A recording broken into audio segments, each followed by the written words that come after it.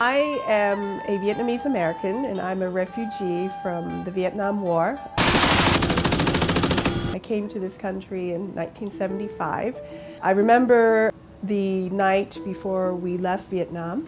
It was a really emotional night because as a child I knew I would have to leave my dog behind, and also the memories of us writing messages on the walls in case anyone came to find us, because we were afraid that papers would be destroyed. And then early in the morning at 4 a.m. we were picked up to be taken to the embassy.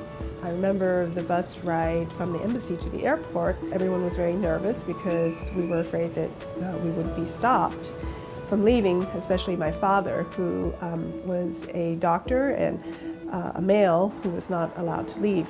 We boarded the plane, and upon takeoff I could hear the machine guns going off as people were trying to stop us from leaving.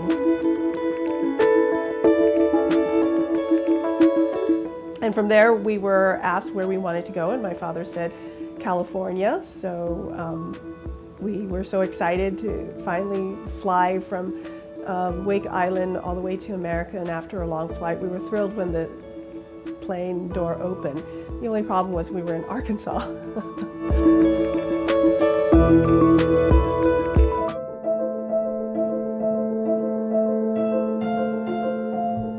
My father didn't know anyone in Arkansas, and the rule was to be able to leave the refugee camp, we had to find a sponsor that would be responsible for us financially and help us get back on our feet. Pre-Facebook, pre-Twitter, it's not like you can tweet out, help, we've just arrived and we need help, right? So he cold called from a phone booth, and he got in touch with the wife of one of the doctors, and she said, okay, let me speak to my husband and I'll call you back the next morning. The only problem was that he was in a phone booth in a refugee camp, so he had to stay next to the phone booth the next day and try to keep people off the phones as much as possible. So it was incredible that they were able to connect and we were sponsored out of the camp.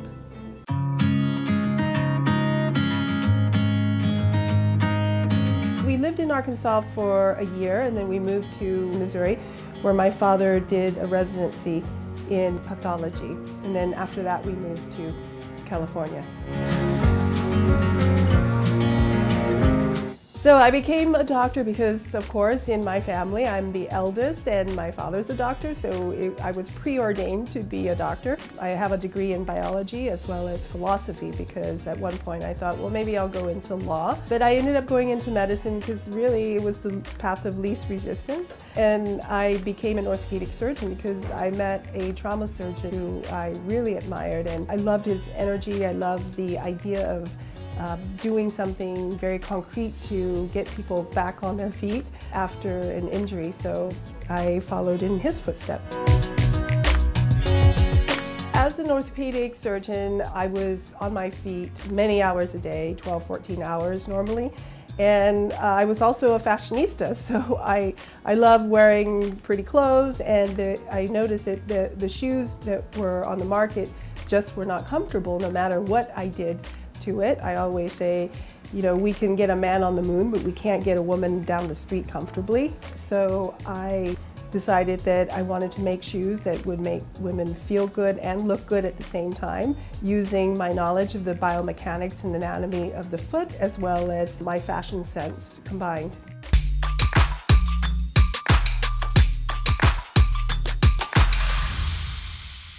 Oprah wore our shoes on the cover of the 5th year anniversary of her Oprah magazine, and then she invited me to come on her show, so it was really exciting. Back then, if you got on Oprah, you really made it, and in fact we doubled our sales in 1 year after the appearance on Oprah. And to this day I'm grateful for her putting me on the map, and I very much admire her as a successful woman. She's also a beautiful soul.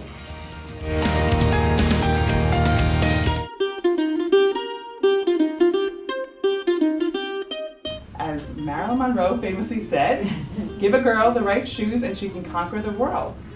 So we figured this morning's event would be a good start. So, welcome, Taryn Rose. Thank you. Well, I'm here today in New York City at the Bottomless Closet, which is an incredible organization and beneficiary from delivering goods. And they help women get back on their feet by helping them with interview skills, resume building, and a professional wardrobe. So we're thrilled to be able to contribute 5,000 pairs of professional work shoes to help with the cause. We hear from organizations every day, do you have shoes? Do you have shoes? Do you have shoes? And when we do get shoes, it's not always the most appropriate shoe for them to use. And this is going to be something that women can not only use to get a job, but stay on the job. They can use it to go other places, and they can take their kids to school or PTA meetings, whatever. It's a shoe that's all around and versatile. And that's something that we just don't get enough of. It's the most comfortable shoe I have. I love the cushions inside. So this is going to be my interview shoes from now on. We're going to get women back on their feet by helping with their feet first.